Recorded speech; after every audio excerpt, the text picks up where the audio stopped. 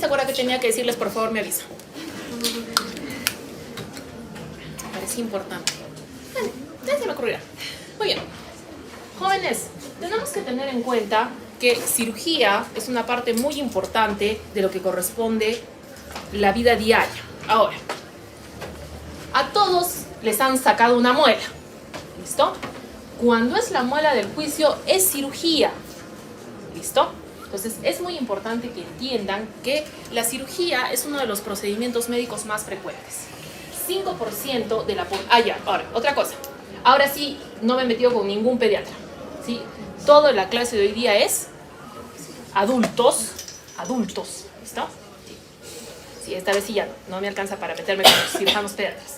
No tengo tanta valentía. Entonces, el 5% de la población general va a ser sometida a cirugía por año. ¿Listo?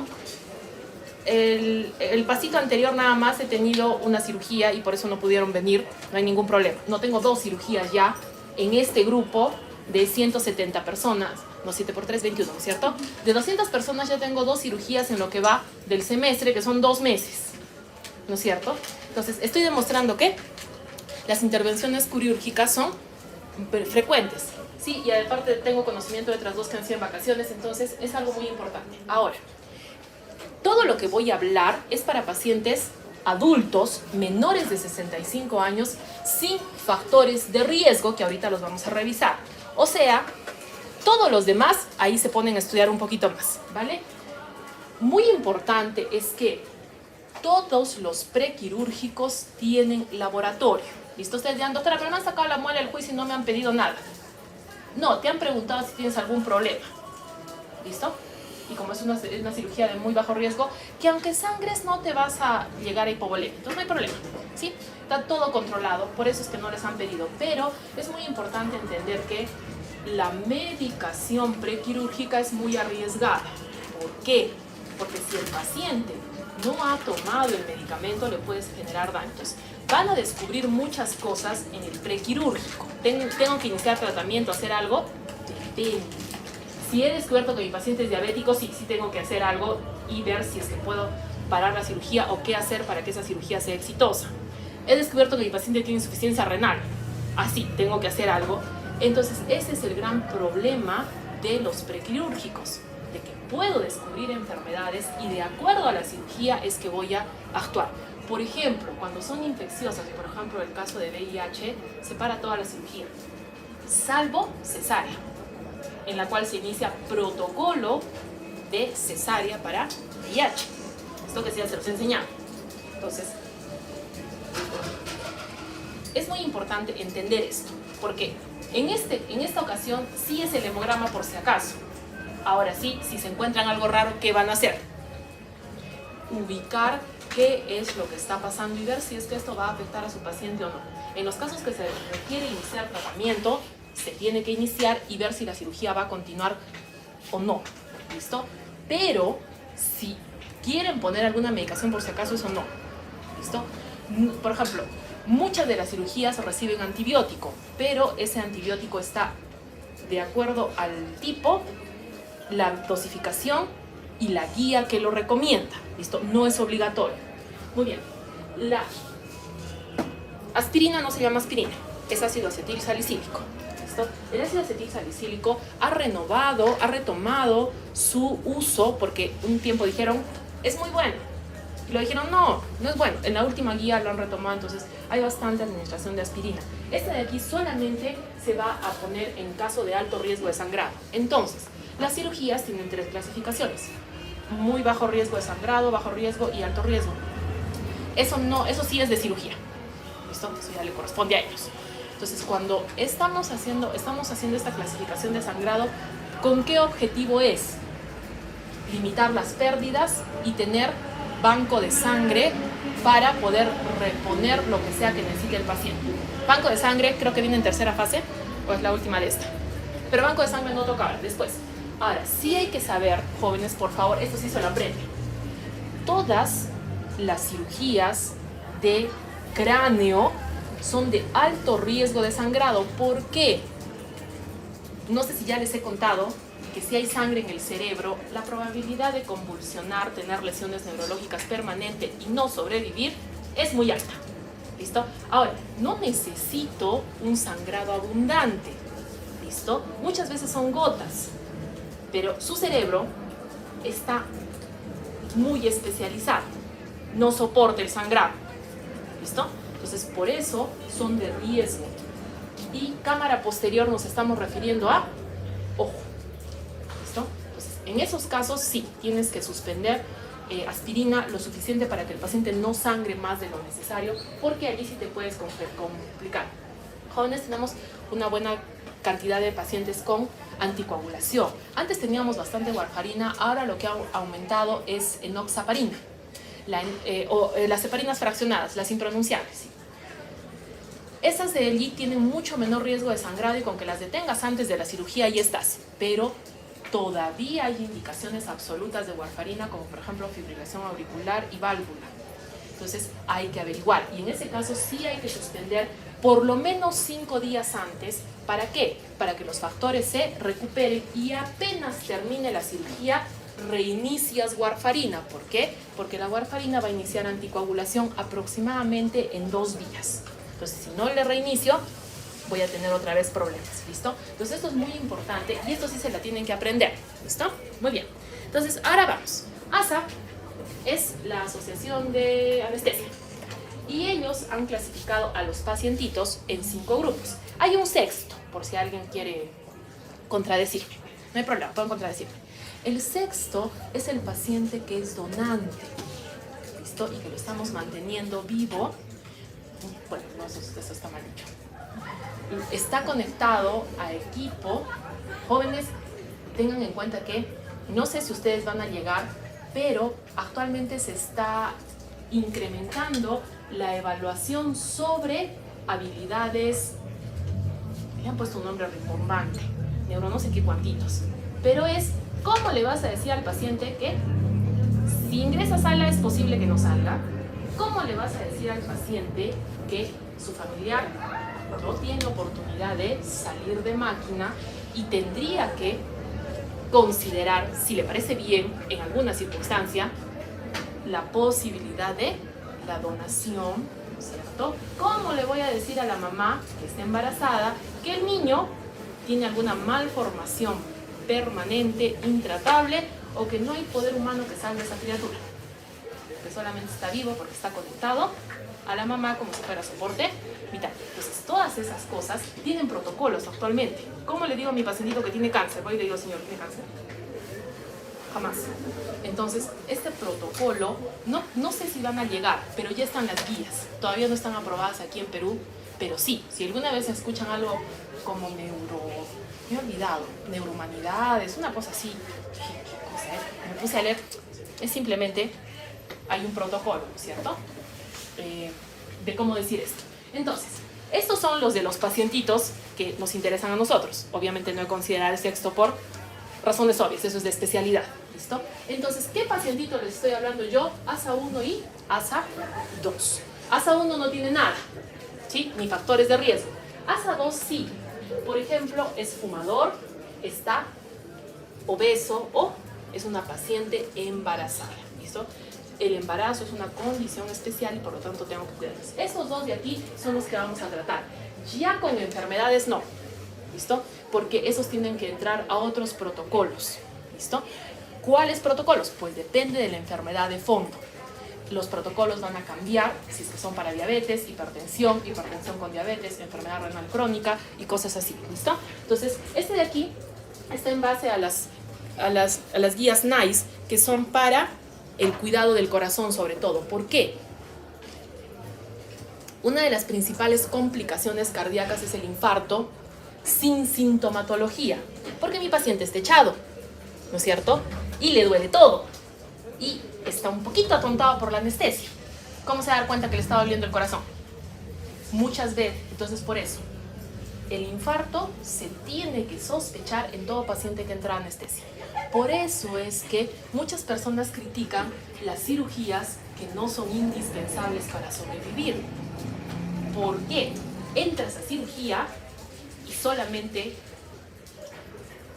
un buen manejo, un paciente que tenga reserva fisiológica va a salir de anestesia. ¿Listo? Entonces, por eso, hasta que no te ponen la anestesia, no sabes cómo te va a ir. Son muchos tipos. Ya han hecho cirugía 1. El primer capítulo se llama anestesia, ¿no es cierto? Entonces, lo más importante es anestesia. Eso dicen los anestesiólogos o los cirujanos, pero tienen razón. Cualquier médico puede iniciar anestesia. ¿Dónde están los buenos anestesiólogos?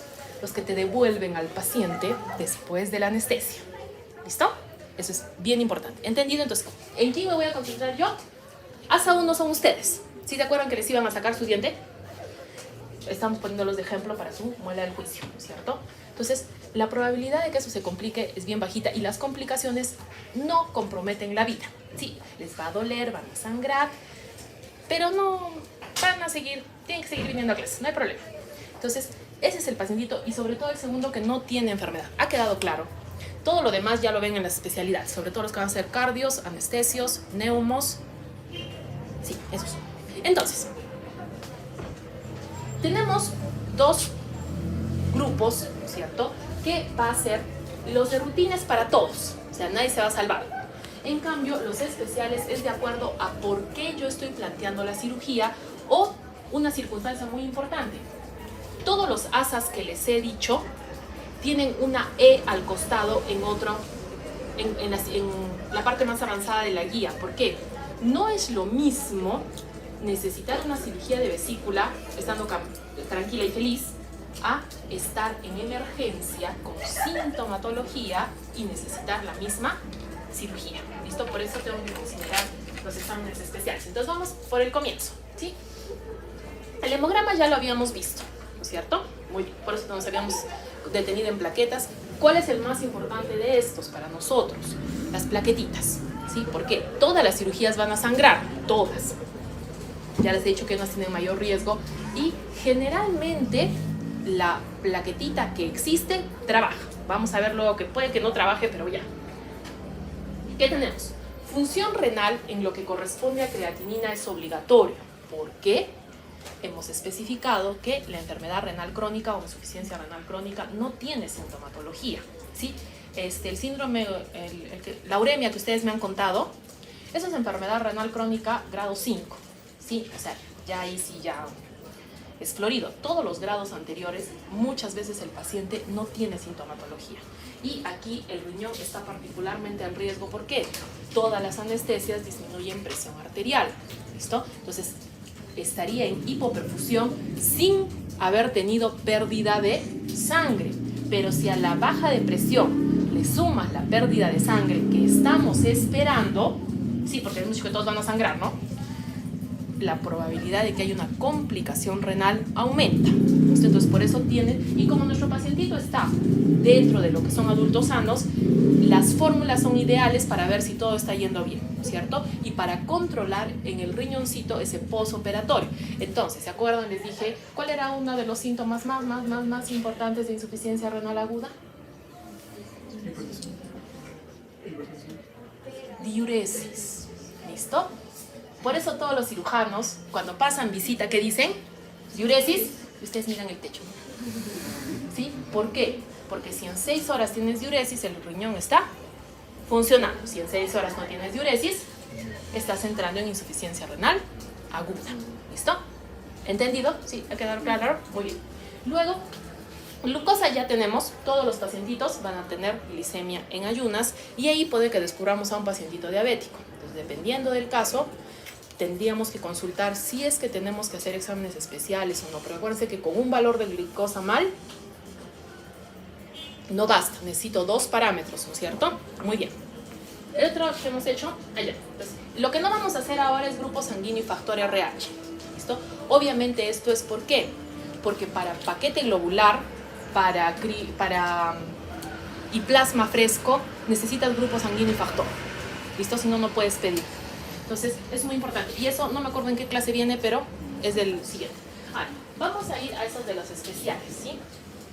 Lo mismo. Hoy día vamos a trabajar en reactantes de fase aguda porque están asociados generalmente con infecciones. Entonces, no es lo mismo tener un pacientito que va a entrar a sala y tiene una infección que cuando no la tiene. Generalmente, los pacientes que entran a sala con infección es porque la cirugía va a contribuir a mejorar la infección. De hecho, algunas veces, como por ejemplo en el caso de la apendicitis, es la única opción que tienes. ¿Listo? Todavía no se ha cambiado el protocolo, o no sé si es que, acuérdense que salió hace como 1000 años de la universidad, pero las apendicitis, hasta donde tengo conocimiento, porque esa es la última, no sé cuándo he hecho apendicitis con los chiquitos, con las niñas de enfermería. Y todavía les he dicho, se opera dentro de 48 horas. Una apendicitis que no está operada en 48 horas ha roto el protocolo. ¿Listo? Y ustedes tienen que seguir el protocolo. Muy bien.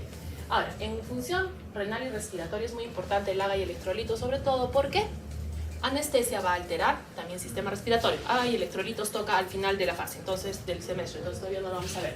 Ya hemos visto diabetes mellitus. ¿Por qué nos interesa la hemoglobina glicosilada? Porque voy a ver si mi paciente se está controlando. Si el paciente no se está controlando, tengo mucho mayor riesgo de que me haga problemas de hiperglicemia. Y entonces ahí viene algo muy importante. Cuando tienes un paciente con diabetes, con cualquier diagnóstico, es preferible entrar con esquema de insulina desde el día previo a la cirugía. ¿Listo? Porque te acuerdas que lo van a hacer estar en ayunas. Entonces, insulina se trabaja con curva de glucosa. Tiene la glucosa, de acuerdo a eso le pones la insulina. ¿Listo? Para poder llevar bien esto. Jóvenes, si ingresan, ahora, eso ya deben haber hecho en un gineco. El primer trimestre tiene la probabilidad de que la paciente no sepa que está embarazada y si entra a sala, es probable que el embarazo no continúe. El segundo trimestre es donde todavía puedes intentar algunas cirugías, pero hay varias que están contraindicadas, y el tercer trimestre también es un riesgo desde el punto de vista quirúrgico, pero las cirugías cambian. Hay algunas que tienen más riesgo en el segundo y hay algunas que tienen más riesgo en el tercero. Eso sí, hay que verlo de acuerdo a la paciente. ¿Listo? Y si tienes una paciente gestante que entra a cirugía, se le baja la presión y no sabías que estaba gestando, está en riesgo la vida del bebé. Entonces, por eso es que muchas veces van a ver ustedes de que en emergencia les toman prueba de embarazo. Eso es frecuente, sobre todo cuando hay dolor en fosiliar, cuando hay dolor en fosas ilíacas sobre todo, y también cuando estamos sospechando a una paciente de vesícula. ¿Por qué? El embarazo empeora la sintomatología de todos los problemas de vesícula. Entonces, a veces no es que tiene un cólico vesicular, es que está embarazada, las hormonas le malograron su vesícula que estaba yendo en la paz del Señor, pero solamente se opera si la paciente lo necesita. En caso de embarazo, por favor. Sí, entonces por eso es muy importante saber si la paciente está embarazada o no. Cuando estamos sospechando en una cirugía de alto riesgo de sangrado, tengo que avisar a banco. ¿Por qué? Porque una cosa es pedir grupo sanguíneo y factor, que ustedes pueden saber, ¿no es cierto? Dicen, no, yo soy tal cosa. No, siempre se tiene que hacer en cirugía. Cuando van a hacer una cirugía siempre se repite. Ustedes dirán, ¿y voy a cambiar de grupo? No. Lo que pasa es que te van a tener registrado porque el grupo sanguíneo tiene 53 determinantes. ¿Listo? Entonces, el hecho de que entres a la revisión hace que cuando te pidan la compatibilidad tengas, y si es que das cualquier problema, puedan hacer el estudio antes de que entres a sala. ¿Por qué? Porque de estos 53 hay 4 o 5 que siempre dan problemas, entonces son los que se evalúan y esos se compatibilizan en las unidades. Entonces, cuando estamos transfundiendo un paquete globular, a veces no solamente es que sea el mismo grupo, el mismo RH, sino que tenemos que compatibilizar los problemáticos. ¿Listo? Por eso, cuando ustedes están en cirugía, muchos de los cirujanos se quejan si las unidades están listas, y lo mismo cuando tienes un problema ginecológico. ¿Por qué? No es lo mismo tener sangre a temperatura de 20 grados, porque la sangre se guarda a 8 y no se puede calentar. Por Dios santo, yo se me acuerdo. Los internitos metieron la sangre al baño María y se cocinó.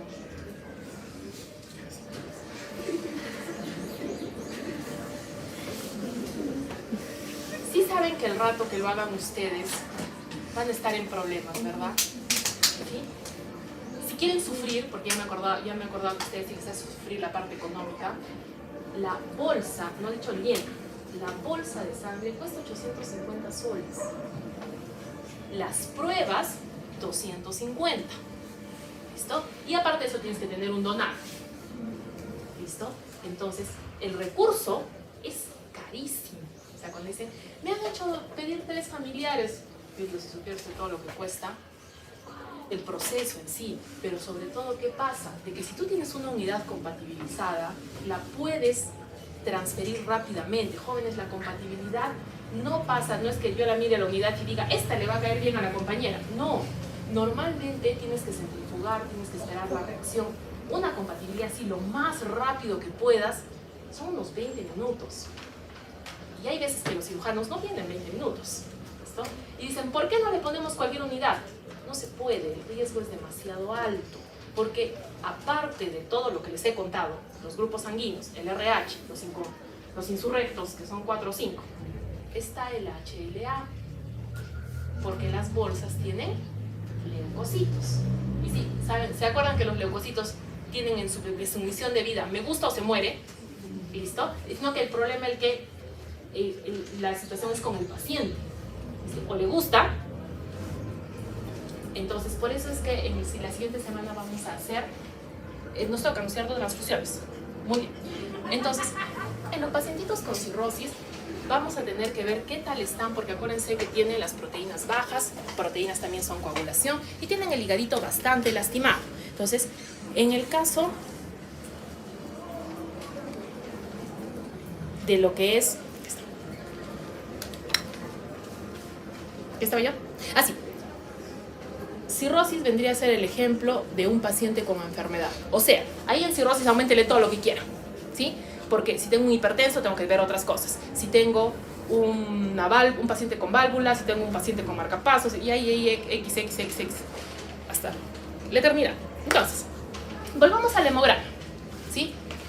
Es muy importante porque no lo habíamos hecho, ¿no es cierto? Habíamos dicho en la clase anterior la neutropenia, ¿no es cierto? Ahora, ¿qué pasa con la neutrofilia? Muy bien. En el caso de la neutrofilia tenemos 2 opciones, o es inflamación o es infección. Generalmente la infección tiene valores mayores. Cuando tienes más de 25.000 neutrófilos en el conteo total, es casi seguro que eso es una infección, ¿no es cierto? No estoy hablando de leucos, estoy hablando de neutrófilos. ¿Sí se acuerdan que habíamos dicho? Entonces, ¿qué tenemos que saber de los neutrófilos, jóvenes? De que su producción es constante, más o menos. Para que los neutrófilos se desarrollen tenemos entre 7 y 14 días. O sea, si yo tengo neutropenia hoy día y le doy un medicamento a mi paciente para que los neutrófilos suban, ¿cuándo van a subir? La próxima semana. Ahora, si mi paciente no llega la próxima semana, ¿entienden? Sí, porque si le doy tratamiento, sí, pero tienes que saber cuánto va a tardar. ¿Listo? Muy bien. ¿Cuánto tarda un neutrófilo en hacer su trabajo? 6 horas. ¿Listo? O sea, ustedes dirán 14 días y desaparecen en 6. Sí. ¿Por qué? Porque están diseñados sobre todo como fagocitos. ¿Por qué? Porque se quedaron en la etapa de gatear. ¿Listo? ¿Qué es esto? No sé, me lo meto a la boca. ¿Qué es esto? No sé, también. Lo mismo. Por lo tanto, los neutrófilos son importantes contra bacterias, contra hongos, cuerpos extraños y todo lo que ven tratan de fagocitar. Y obviamente, un neutrófilo que fagocita muere. Entonces, por eso es que los neutrófilos, cuando están en circulación, pueden fluctuar rápidamente, porque van a vivir muy poquito. Entonces, ¿de qué dependen mis neutrófilos? De la médula ósea y de que se mantenga.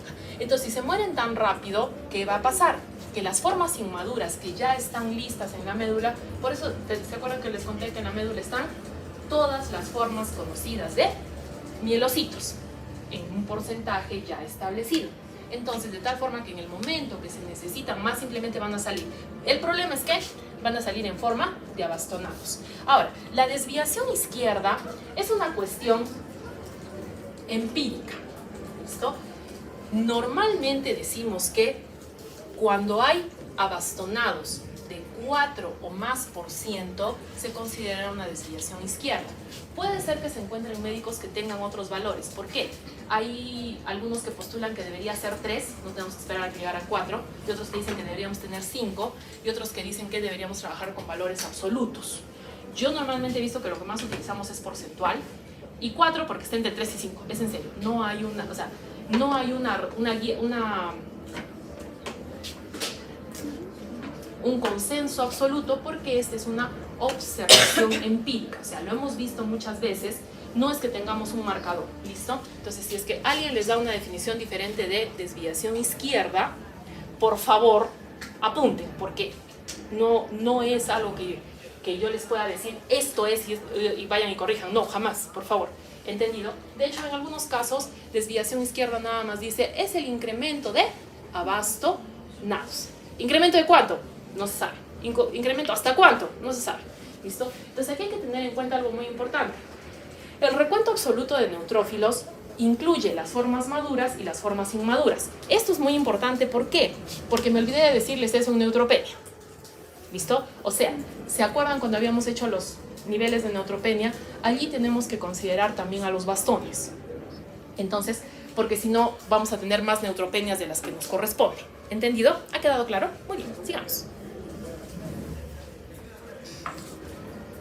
Todos nuestros pacientitos de cirugía van a tener un corte, van a sangrar. Por lo tanto, es muy importante considerar la hemostasia. Tenemos que recordar que mucha parte de no morir desangrado es el vasoespasmo, es decir, el propio vaso se defiende a sí mismo. Luego está la coagulación con sus 2 vías y después hay que arreglarlo, ¿verdad? Tenemos que ir a la fibrinolisis. Normalmente se están produciendo pequeños coágulos muy chiquititos, pero no llegan a tener un valor esperado. O sea, ustedes recuerden que de fibrinolisis nuestro marcador es el dímero D. Ustedes normalmente ¿cuánto tienen? No llegan a 5. ¿Listo? Entonces para llegar a 500 hay que esforzarse. ¿Listo? Entonces normalmente se reporta en un paciente que no tiene problemas 0. ¿Listo? Muy bien. Ahora, recuerden que les dije que había que aprender la hemostasia de plaquetas. ¿Por qué? Porque el vasoespasmo no tiene una forma de controlar. O sea, él va solito y normalmente no hay patología que diga este paciente no hace vasoespasmo y el otro sí, todos hacen. No es muy frecuente, pero no es suficiente. Y allí es donde va la compresión. Porque cuando tú cierras un vaso, definitivamente vas a contribuir a que el resto de coagulación vaya. Entonces, eso es lo que se hace cuando, por ejemplo, estamos haciendo cirugía y se cauteriza. Lo que estás cerrando el vaso y ya está. ¿Listo? Entonces, dentro de la coagulación tenemos que considerar primero lo que es hemostasia primaria, o sea, las plaquetitas, ¿sí? Que hemos dicho que tienen que trabajar en orden. Por lo tanto, es muy importante el recuento. Si yo tengo un valor normal de plaquetas, es muy poco probable que haya sangrado, pero hay un detalle. El tiempo de sangría, ¿qué cosa es? Hacerle una heridita al paciente y mirarlo sangrar, en versión chiquita, tampoco es con una agujita muy fina, y lo miras. Que sangre y sangre y le ayudas todavía que sangre un poco más y ya está. Pero muchas veces no hay esta prueba. En emergencia no hay un laboratorio de emergencia que vaya y lo mire al paciente 15 minutos con su heridita a ver si termina de sangrar. No es una prueba que puedas conseguir. ¿Cuál es el valor del tiempo de sangría? De que si esas plaquetas están atontadas y no cumplen alguna de las fases, te vas a dar cuenta. El problema con el recuento de plaquetas es que no sabes si funciona, porque se ven bonitas, pero no sabemos si trabaja. ¿Listo? Por eso el tiempo de sangría es importante. Ahora, en cirugía de emergencia, poco probable que uno acceda a esas, ¿no es cierto? Muy bien. Entonces ahora, yo sé que se acuerdan de la vía de la coagulación, ¿no es cierto? Les tiene que quedar para la eternidad. Les dirán, doctora, a ver, qué interesante tiene esto si es que todo va a terminar en fibrina y todo va a ser la vía final común. Hay un detalle, las pruebas que necesitas para la vía extrínseca y la vía intrínseca son diferentes. ¿Cuál es la que más se ve afectada? La vía extrínseca. Por eso, ahí está el tiempo de protrombina. El tiempo de protrombina es una maravilla para cirugía. ¿Listo? Entonces, para cirugía, ¿qué voy a pedir? Tiempo de protrombina comparado con su valor normal. ¿Por qué hacemos hincapié en el INR? El INR se lo tienen que aprender, ese no se los voy a dar. ¿Por qué? El INR es un valor estandarizado, ¿no es cierto? Si yo les digo, su notita es 100%, ¿cuánto quieren tener? 100, ¿no es cierto? Es lo mismo. Entonces, el INR es 1, el valor ideal, y le quitamos 2 y le sumamos 2, por eso es de 0.8 a 1.2. ¿Y qué gran valor tiene el INR? El INR es comparable de cualquier laboratorio, ¿listo? Porque les debe haber pasado que dicen, no, le tomaron hemoglobina en un pueblito pequeñito. A ver, ¿qué pueblito pequeñito podemos poner? Acari. Viene de Acari el paciente, que le vuelvan a tomar la hemoglobina, ¿cierto? Le tomaron hemoglobina en el Goyeneche, que le vuelvan a tomar la hemoglobina. Porque no, el reactivo varía, por ejemplo, glucosa, había un tiempo en que había 2 reactivos distintos y los valores normales de uno no coinciden con los del otro. Y para comparar, ni de chiste. Entonces, no se puede comparar, jóvenes. Ahí está el problema. No se puede comparar valores entre laboratorios, salvo el INR, porque el INR está normalizado al valor ideal de ese laboratorio. Esto es casi como hacer un porcentaje. ¿Listo? Entonces, ¿ha quedado claro? Entonces, el INR, ¿cuál es el uso? Controlar la anticoagulación.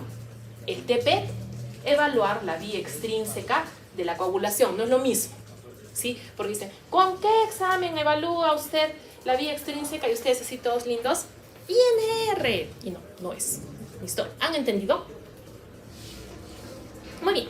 Entonces, la vía intrínseca es la que está asociada al factor 8 y obviamente es la que normalmente está funcionando porque en nosotros podemos tener pequeños sangraditos, pero son... habíamos encontrado otra palabra para despreciable. Estadísticamente no significativos. ¿No es cierto? Muy bien. Entonces, aquí, para la vía intrínseca está el tiempo parcial de tromboplastina activada. La probabilidad de que este tiempo parcial de tromboplastina activada o TTPA esté afectado es muy rara. Aquí están donde están todas las coagulopatías raras. Entonces, si es que tu hospital hace un perfil completo, van los dos, TP y TPTA. TPTA no se hace en emergencia. ¿Listo? Entonces, si tu cirugía no es de alto riesgo de sangrado, con TP te vale, te basta y te sobra. ¿Listo? ¿Por qué? Porque a veces dicen, no le hicieron tal cosa. Y nosotros decimos, pero no necesita. Pero sí hay pacientes que necesitan. En el caso de que necesite, sí se tiene que hacer los dos. Y por último, está el tiempo de trombina, que nos va a decir cómo está la vía final común. Y por eso es que se llama perfil de coagulación. Entonces, ¿cuál es el examen básico del perfil de coagulación? TT.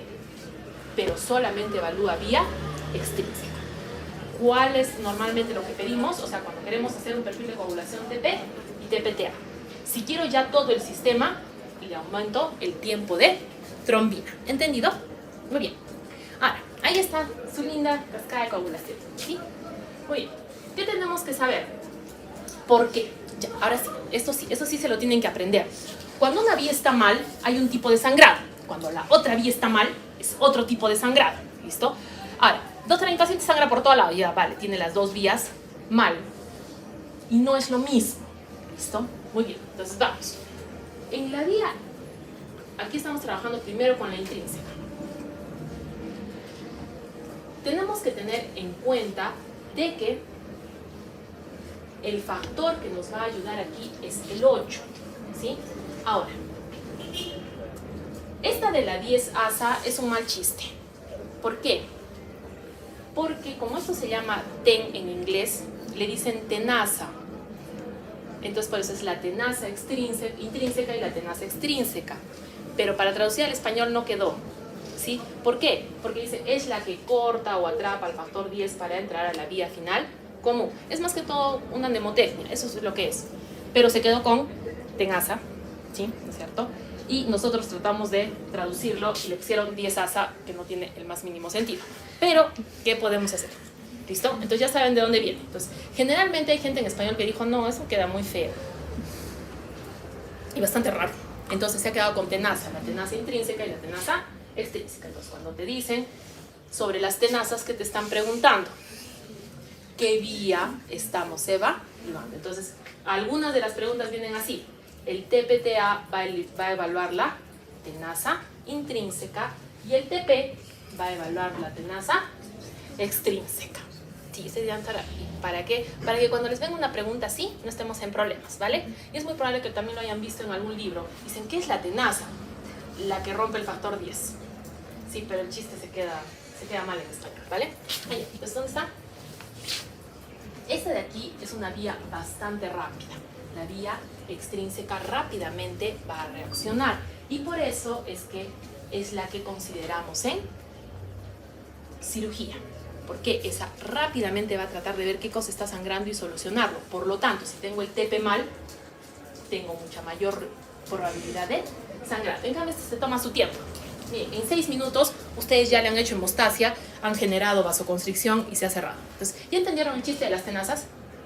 ¿Sí? Entonces, es otra forma de hablar de la vía extrínseca y la vía intrínseca. ¿Entendido? Y sí, todo termina en la vía final común, que es transformar fibrinógeno en fibrina. Y aquí es donde algo viene muy importante.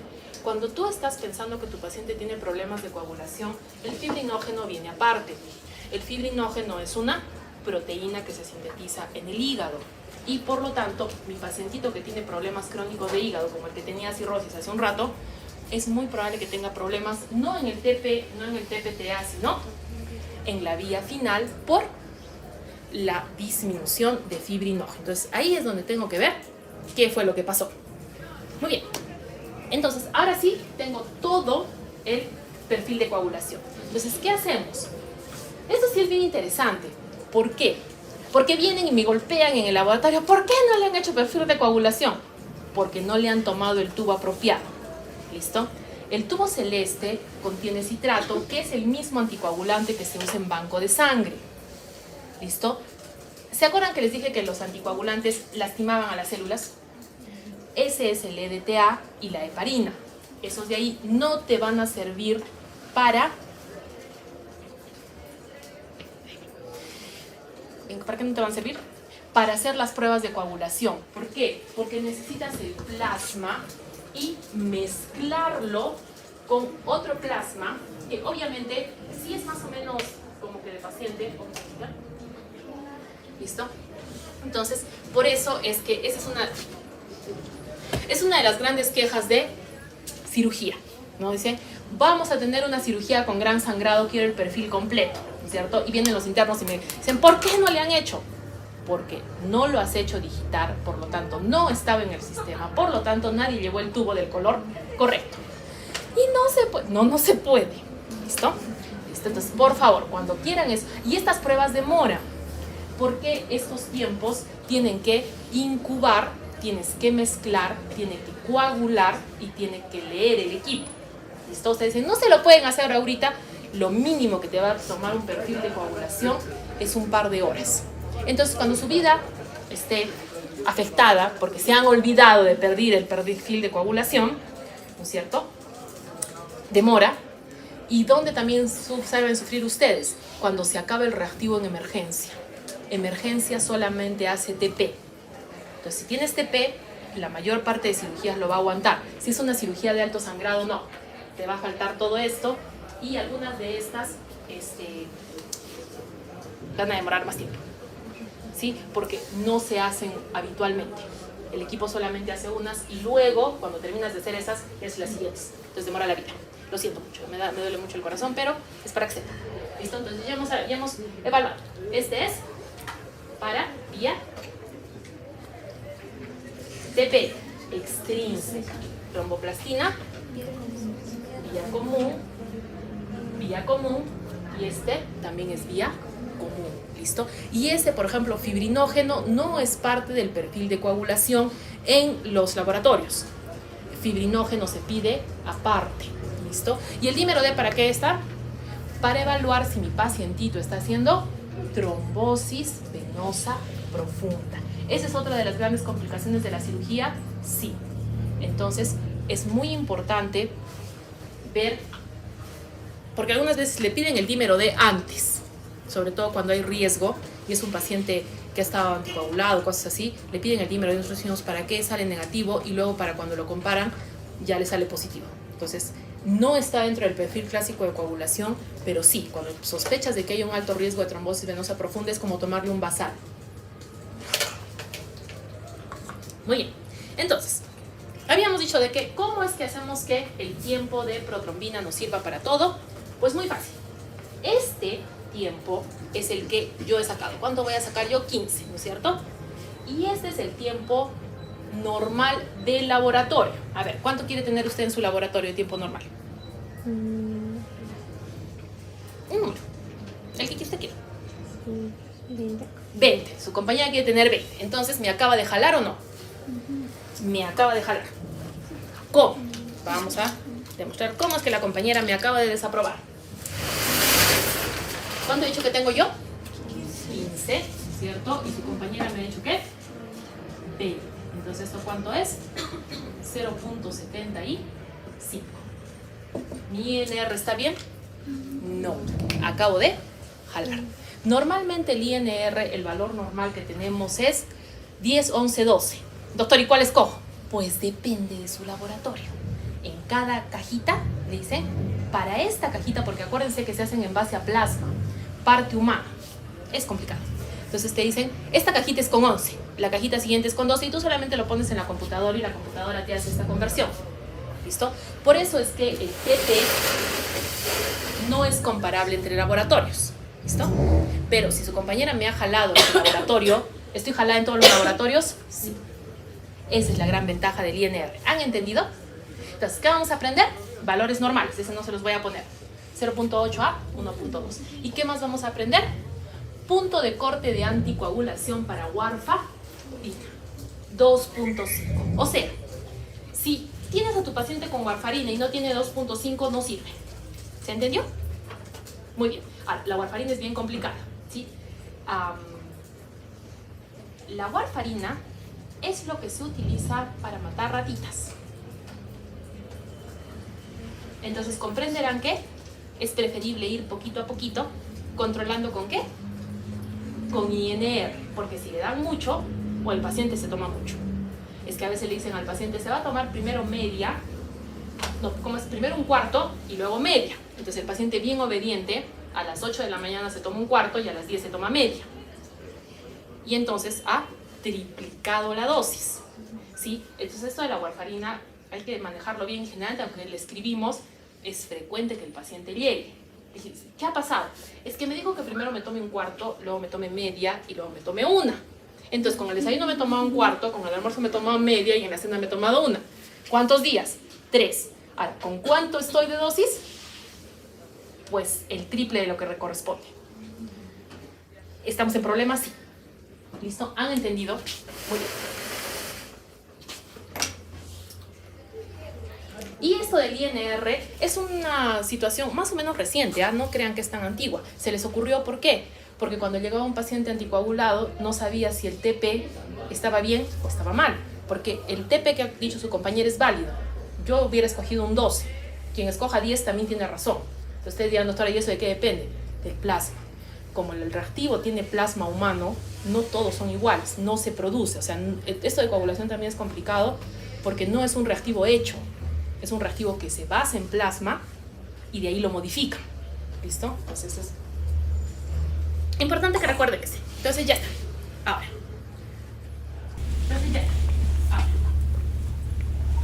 Este es el de la vía implícita. Tiempo parcial de progesterona activa.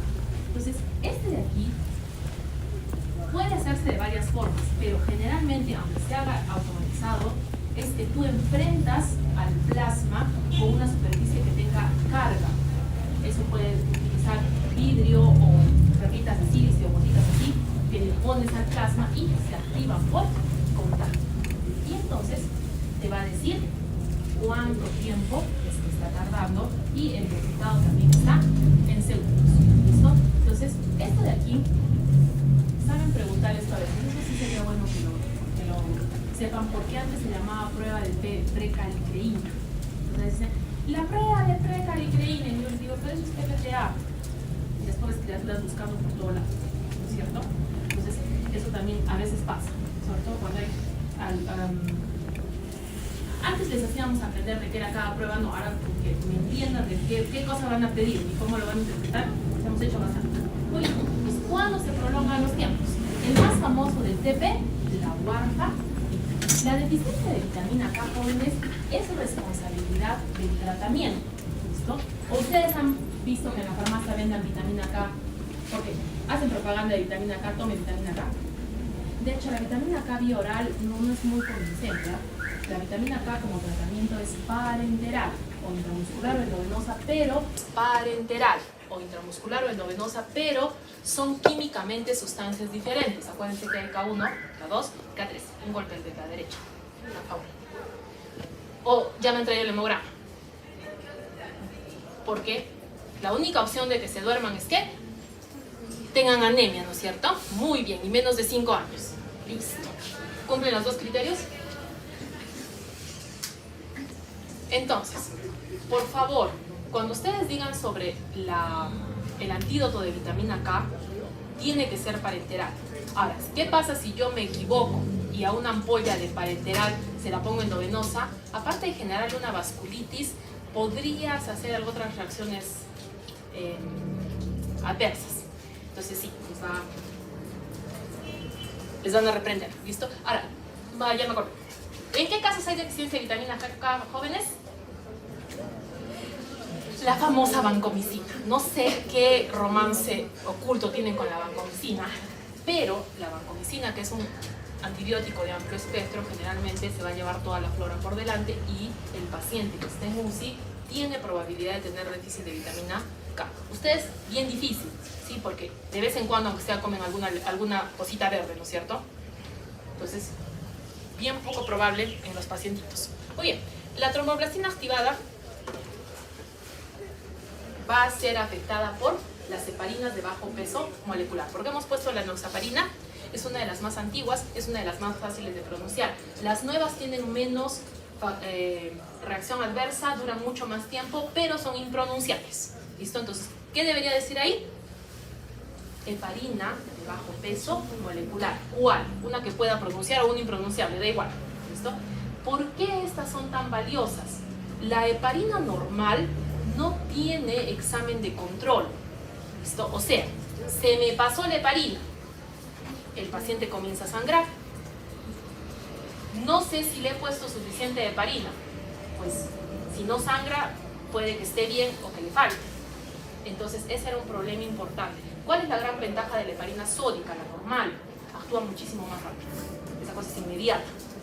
Pero si te quedas corto, no sabes, y si te pasas, el paciente comienza a sangrar. Por eso es la gran ventaja de las heparinas de bajo peso molecular. Tienen un control, a diferencia de la otra heparina. ¿Listo? Y esto sí, los inhibidores directos de trombina y factor 10A son raros, ¿sí? Suelen estar asociados con enfermedades autoinmunes, con venenos, con síndromes complejos. Eso está rarito, ¿listo? Por eso les digo, los casos en que el TPTA está afectado, ya el problema de coagulación es algo que necesita mayor estudio y ese lo pueden dejar, ¿vale? Ahora, en este de aquí, la enfermedad hepática te va a afectar los dos. Lo mismo que la coagulación intravascular diseminada. La enfermedad hepática por falta de producción y la coagulación intravascular diseminada por hiperconsumo. El problema de la coagulación intravascular diseminada es que se consume los que coagulan y como hay coágulos se consume los que anticoagulan. ¿Por qué? Una de las complicaciones más frecuentes de la coagulación intravascular diseminada es el sangrado y los trombos en zonas peligrosas. O sea, es una desgracia total. ¿Entendido? Muy bien. ¿Qué más? Ahora, las deficiencias de factores de coagulación, eso sí es un poquito complicado. Normalmente eso se hace en la residencia de hematología, pero ustedes lo tienen que saber. O sea, si tengo los dos afectados, pedir perfil completo y solicitar una consulta. Este de los anticuerpos antifosfolipídicos es muy importante porque una de las causas de que el embarazo esté en riesgo es que las pacientes generen un síndrome antifosfolipídico. Por lo tanto, cuando una paciente está embarazada y tiene problemas de coagulación, eso sí tienes que pensar. ¿Listo? Muy bien. Von Willebrand, hemofilia A y B y el anticoagulante lúpico son deficiencias específicas que van a estar asociadas al tiempo parcial de tromboblastina activado. Obviamente, tenemos que recordar que hemofilia A es 8, hemofilia B es 9.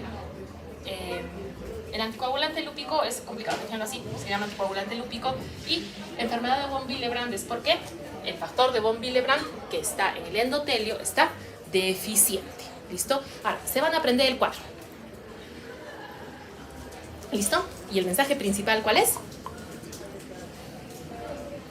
Tiempo parcial de tromboplastina activado está alargado en los casos en que hay un problema mayor de coagulación y por lo tanto debo pedir todo el perfil de coagulación. Y luego, ¿cuáles son los posibles responsables de esto? Los que acabamos de mencionar. Muy bien. El tiempo de trombina es muy poco probable que lo utilicen, pero ¿qué es lo que mide? La función del fibrinógeno. Entonces, generalmente se trabajan juntos. ¿Por qué? Uno de los problemas más frecuentes es que no haya fibrinógeno y entonces, ¿qué va a coagular? Y en el otro es que no se pueda activar. Este de aquí le vamos a poner trombina al plasma porque, ¿se acuerdan que el plasma está anticoagulado? ¿Eso qué quiere decir? Que no estoy activando ninguna vía de coagulación, no he agarrado ninguna tenaza. Simplemente estoy yendo directamente a la vía final común. ¿Listo? Ahora, hay casos en que tengo la extrínseca y la común mal, hay casos en que tengo la intrínseca y la común mal, hay casos en que solo es la extrínseca, solo es la intrínseca o solo es la común. Y por eso les digo que llaman al hematólogo. Pero ya saben qué pruebas van a pedir, ¿no es cierto? Pero dicen perfil de coagulación. Entonces le preguntamos ¿cuál? El prequirúrgico solo es TP, INR, plaquetas. El completo es todo, ¿no es cierto? TP, TPTA, TT y fibrinógeno. ¿Listo? ¿Por qué? Porque si no tienes fibrinógeno, pues no vas a tener coagulación también. ¿Listo? Muy bien. Ahora, tenemos que pasar a las infecciosas. De las infecciosas, ¿cuáles habíamos dicho? Les dije cuáles eran. Estaban ahí. Son siempre hepatitis B, VIH y sífilis. ¿Listo? Entonces, hepatitis B ya hemos hecho. ¿Se acuerdan cuál era? Y les puedo preguntar en el examen, ¿no? Antígeno de superficie. Si viene y me dicen que no sabían y me reclaman, no les pienso hacer caso. ¿Listo? ¿Por qué? Porque este curso sí es para toda la vida. ¿No es cierto? Muy bien. Entonces, ¿qué vamos a hacer con RPR? Identificar sífilis. ¿Cuál de las sífilis? Ay, me olvidé el cuadrito. Bueno. Jóvenes, por favor, apunten en su cabecita. La sífilis no se cura. ¿Listo? La sífilis es una vergüenza para el sistema inmune. ¿Sí? Porque se ríe en su cara. La sífilis tiene periodos de sintomatología. Sífilis primaria, sífilis secundaria y sífilis terciaria. Y todo el resto del tiempo no tiene sintomatología. El problema con la sífilis es que por más que deje anticuerpos, uno se puede volver a contagiar. ¿Cuántas veces le puede dar a uno sífilis? Pues todas las que el paciente quiera contagiarse. No quedan los anticuerpos, pero no sirven para absolutamente nada. Dicen, hay pacientes que dicen, no me han dado bien el tratamiento. Y tú dices, ya, bueno, es más probable que esté con una nueva infección. Entonces, ¿qué es lo que vamos a hacer? En primer lugar, internacionalmente la que se recomienda es BDRL. BDRL tiene un problema. Es difícil de conservar, tarda en hacerse, necesita microscopio. RPR, jóvenes, tarda 15 minutos y hay hasta en los puestitos chiquitos. Esto es una maravilla. Ahora, no es lo mismo que la prueba rápida. Si en el examen dice, a mi paciente le hemos hecho prueba rápida de sífilis y da positivo, no sirve, porque la prueba rápida es eterna. O sea, de la primera vez que se volvió la prueba rápida positiva, no se va a quitar nunca. ¿Listo? Porque les he dicho, el paciente genera anticuerpos, pero los anticuerpos no sirven. ¿Listo? Entonces, para el screening o el prequirúrgico está el RPR, ¿no es cierto? Pero esto es muy importante. Tienen que saber esto. ¿Dónde está? Acá. El carbón, que es como si hubieras trabajado tu lápiz, es así. Lo que le pegamos son cardiolipinas. ¿Dónde creen que están las cardiolipinas normalmente? En la membrana interna de la célula. Sí, también están en el corazón. Son lípidos que no deberían exhibirse. Estos son como lípidos internos, porque la célula no va exhibiendo sus lípidos, no es descarada. ¿Listo? Entonces, ¿por qué hacemos esta prueba? Porque la sífilis mata células, las células exhiben la cardiolipina y el sistema inmune no la reconoce. Entonces, ¿cuál es la gran ventaja de la RPR? Que es el control para saber si el paciente se ha curado. ¿Listo? ¿Por qué? Porque existe resistencia del treponema, porque el tratamiento de treponema es penicilina, sino que la penicilina tiene como 1000 años, ¿cierto? No, mentira, solamente ha cumplido 74, porque es 51. Ya ha cumplido 74, ¿cierto? Entonces, para antibióticos es bastante antigua.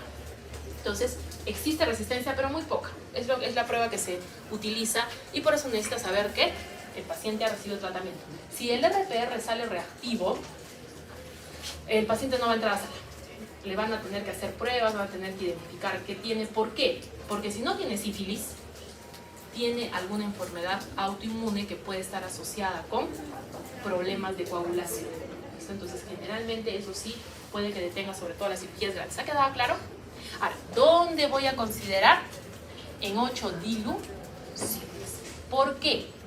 Porque, por ejemplo, las embarazadas y los ancianos van a exhibir las cardiolipinas, pero no por descarados, sino porque la embarazada está en un proceso metabólico alto y a veces ahí exhibe cardiolipinas y los abuelitos se les están muriendo sus celulitas. Entonces, por eso también están exhibiendo cardiolipinas. Entonces, generalmente esos pacientitos tienen 4 DILs. Entonces, ¿tienen sífilis? ¿Listo? Entonces, por eso es que se les manda las diluciones, para que evalúen si es su paciente, porque si ustedes aparecen con 4 DILs, algo tenemos que investigar. ¿Listo? Entonces, no es lo mismo. ¿Han quedado claro? Entonces, para nuestras infecciosas hemos aumentado 1. RPR, que es para sífilis. Cuando yo estoy sospechando que mi pacientito tiene una infección, voy a recurrir a los reactantes de fase aguda. ¿Por qué? Son mucho más rápidos que otros cambios. Por ejemplo, el primero que trabajamos son la PCR, si no me equivoco. Sí, es proceso inflamatorio. Y va a subir muchísimo más rápido que inclusive el hemograma. Entonces, eso te va a orientar y también se va a modificar rápidamente. Estas proteínas generalmente van a estar asociadas a múltiples problemas. Entonces tengo infecciones, traumatismos, infartos en cualquier lado, porque acuérdense que no solamente hay infarto de corazón, enfermedades autoinmunes y neoplasias, ¿sí? El seguimiento de esta, generalmente en las infecciones, nos van a ser muy útiles. ¿Por qué? Porque cuando el paciente está con la fase activa, tiene el marcador. Cuando el paciente mejora, el marcador cae también rápidamente, entonces puedes ver que el paciente está mejorando, sobre todo cuando tienes un caso severo. Y nos dice qué tan intensa es la inflamación, pero no son específicos de ninguna enfermedad. ¿Listo? Y algunas veces, sobre todo cuando la elevación es pequeñita, no tienen un significado. Por eso les decía, una de las más importantes que nosotros utilizamos es la proteína C reactiva. Por ejemplo, decimos, si una proteína C reactiva está en 10, ese paciente tiene una infección bacteriana. Y ya está. ¿Listo? Muy bien. ¿Cuál es la que tradicionalmente, la más antigua, la más conocida, la más famosa? Es la velocidad de sedimentación globular. Problema, es mucho menos específica que la PCR. ¿Listo? Pero los dos son reactantes de fase aguda. Este de la procalcitonina también está asociada a infecciones. En primer lugar, es para infecciones bacterianas y luego para fúngicas. Para virus no. El fibrinógeno puede estar incrementado como una reacción, pero generalmente no lo utilizamos. Está solamente, lo más frecuente es que se utilice como perfil de anticoagulación. Estas de aquí son específicas. La alfa-1 antitripsina está asociada a alteraciones genéticas. La aptoglobina es para diferenciar una anemia hemolítica de una anemia que no es hemolítica. No son muy frecuentes, ¿listo? Ahora, la mayor parte de estos van a aumentar. ¿Cuáles son los que disminuyen? Albúmina, transferrina, son las que solemos utilizar. No están dentro del protocolo. ¿Tienen que saber que existen? Sí, sí tienen que saber que existen. Normalmente estas se van a utilizar de manera distinta de acuerdo al paciente. Ahí sí, tienen que saber que son reactantes de fase aguda. Dice, quiero ver si mi paciente tiene inflamación. ¿Qué pido? PCR, sí, está excelente. Quiero saber, tengo un pacientito con la albúmina disminuida. Pues ahí sí tienes un problema. No sabemos si es por falta de de producción o si es porque la inflamación le está consumiendo y por eso está disminuyendo. Entonces, ahí sí es por la enfermedad a la cual te estás enfrentando. Pero sí tienes que saber cuáles son los reactantes de fase aguda, ¿entendieron? Muy bien. Entonces, ahora veamos la velocidad de sedimentación globular. La velocidad de sedimentación globular es una prueba que se puede hacer en cualquier lugar. De hecho, estos tubitos, si están graduados, hay en laboratorios bien pequeñitos. Y esto sí hay que saber. Por ejemplo, ¿en qué casos va a aumentar? Oye, entonces, ¿qué es lo que sucede? Aquí hay que imaginarse a los glóbulos rojos yendo al parque a un resbalón. ¿Listo? Entonces, normalmente quienes hacen de resbalón son las proteínas. ¿Listo? Si es que las proteínas están normales, por los glóbulos rojos se van a demorar la vida y vamos a tener una velocidad de sedimentación globular normal. En cambio, si tengo las proteínas muy elevadas, se van a formar grandes resbalones y por ahí los glóbulos rojos van a ir y la velocidad de sedimentación globular va a ser bastante alta. Hay casos jóvenes en que tú pones la muestra, te das la vuelta y ya bajó. O sea, ahí no tienes que, en general se espera una hora, antes esperaron y no tiene, o sea, porque dicen, y no le podemos, esa es buena, vienen, dicen, le acaban de tomar, y yo tardo una hora. Dicen, ¿y no le podemos ver cuánto va? No, es que no hay una correlación directa, ¿no es cierto? No es que en una hora va a bajar 20 y en media hora va a bajar 10, no, así no funciona, ¿listo? Entonces, eso es muy importante, demora. Entonces, lo que estamos viendo aquí, ven, poquito a poquito, todos estos tienen el mismo tiempo. Entonces, ¿dónde está el corte? En 20. Estos están normales. Ustedes dirán, pero este tenía 20 y este tiene 5. Sí, dejen así. No es específica. Y miren más bien estos hasta dónde se fueron. Ahora, ¿dónde aumenta? En infección es bastante sensible, pero ¿dónde les encanta? En las neoplasias malignas. ¿Por qué? Sobre todo aquí, cuando hay un incremento secundario al tumor, porque hay tumores que generan proteínas, va a hacer que sea muchísimo más rápido. En las enfermedades inflamatorias también. En la anemia, ¿qué es lo que pasa? La anemia tiene menos glóbulos rojos, por lo tanto tiene más plasma. Entonces, más rápido va. Entonces, en anemia no sirve, porque no es que los glóbulos rojos estén en condiciones normales, pero sí siempre vas a tener siempre vas a tener aumentado. Entonces, ¿qué significa? De que tiene más de 20, ¿cierto? Porque hemos dicho que todo esto está contribuyendo a que se resbalen los glóbulos rojos hacia el fondo del tubito. ¿Dónde va a estar disminuida? ¿Cuándo es disminuida? Menos de 5. Entonces, estos son cuando tienes eritrocitos que tienen otra forma. ¿Por qué? Porque si tratas de pasar un cuadradito por el resbalón, pues no va a resbalar nunca, ¿cierto? Luego tenemos en los casos en que hay muy poquito fibrinógeno. Eso es por eso que les decía, las proteínas les hacen como resbaloncitos. El fibrinógeno es la proteína de la coagulación más abundante en plasma y por lo tanto, si es que no tienen por dónde resbalar, no va a bajar. Esto de la caquexia y la insuficiencia cardíaca congestiva no son tan específicas, ¿sí? Entonces, nos vamos a aprender el cuadrito en los cuales aumenta y sobre todo estas dos, las anomalías eritrocitarias y la disminución de fibrinógeno, ¿sí? Entonces, ¿cuánto me va a tardar? Una hora. ¿Sí? ¿Hay una versión rápida? No. Intentaron centrifugarla, no funcionó. Una desgracia total. Y además, los tubos se salían. Terrible. Calma y paciencia. Ahora, ¿es específica? No, para nada. ¿Listo? Pero sí, por si acaso les pregunto. Entonces, hemos dicho que la proteína C reactiva tiene como función incentivar la eliminación de patógenos. Por eso es que le hemos asociado con las infecciones. Este de aquí es una forma de que el cuerpo se defienda del patógeno, lo reconoce y se le pega para contribuir a que sea eliminado y activar el complemento. ¿Listo? Entonces, otra cosa que tenemos que aprender, el complemento es parte de la inmunidad innata.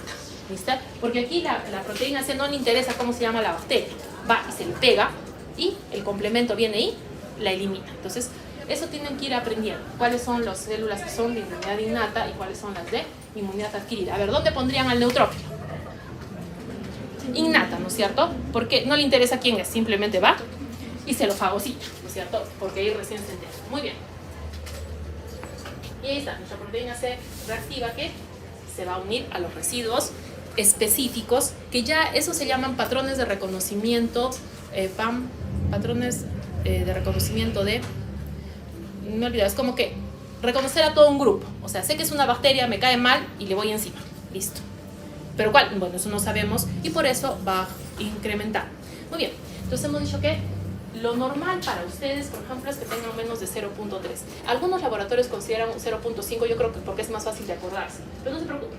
Cuando tienes hasta 1, vas a tener un montón de inflamaciones, como por ejemplo la diabetes mellitus y la hipertensión.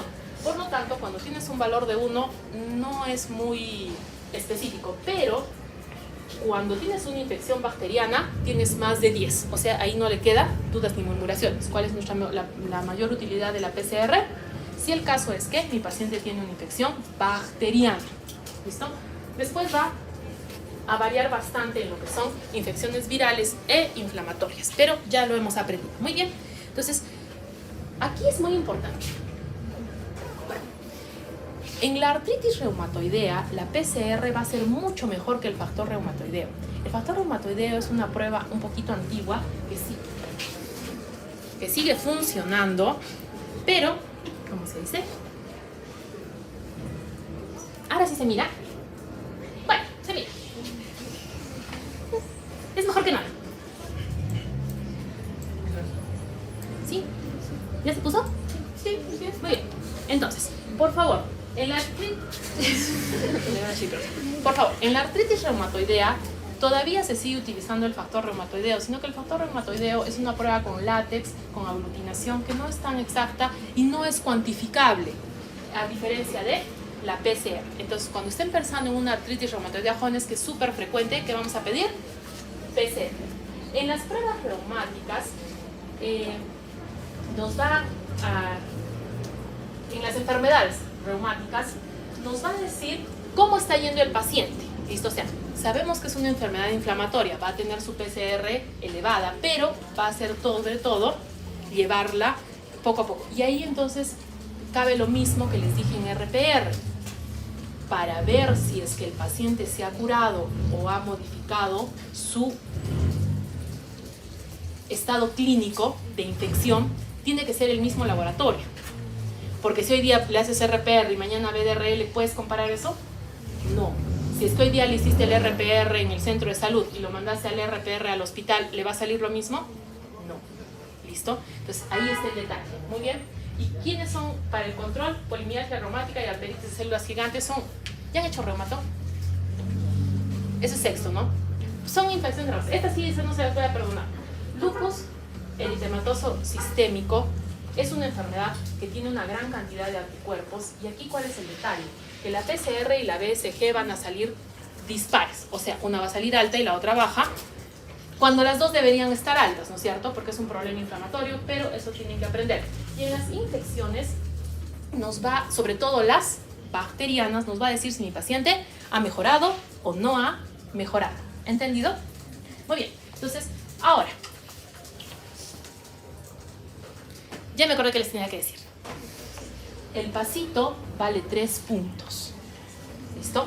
Este pasito vale 3 puntos y el siguiente también. La próxima semana no es pasito porque tienen examen de la otra cosa, ¿no es cierto? De los modulares. Entonces, la clase de coagulación y la clase de quirúrgicas va a ir para el día 14 de mayo. ¿Sí? Sí es miércoles, ¿no? Muy bien. Entonces, por favor, y el otro examen va a ser justo la siguiente semana. ¿Listo? Y se acabó la fase. ¿Listo? Entonces, por favor, tengan en cuenta que tienen que estudiar. ¿Qué más? Necesito ver lo de sus notas. ¿Han visto sus notas? ¿Sí? ¿Hay alguna discrepancia, queja? Porque ahora sí voy a subir notas. Apenas llegue a la casa. ¿Sí? Si es que, sí. Estos minutitos vamos a utilizarlo para quienes tengan problemas. Por favor, las personas de práctica, escúchenme. Las notas de práctica las voy a publicar, me parece que a las 7. Me falta solamente un grupo. Voy a aparecer. Y esas las voy a subir al sistema. Por favor, avisen.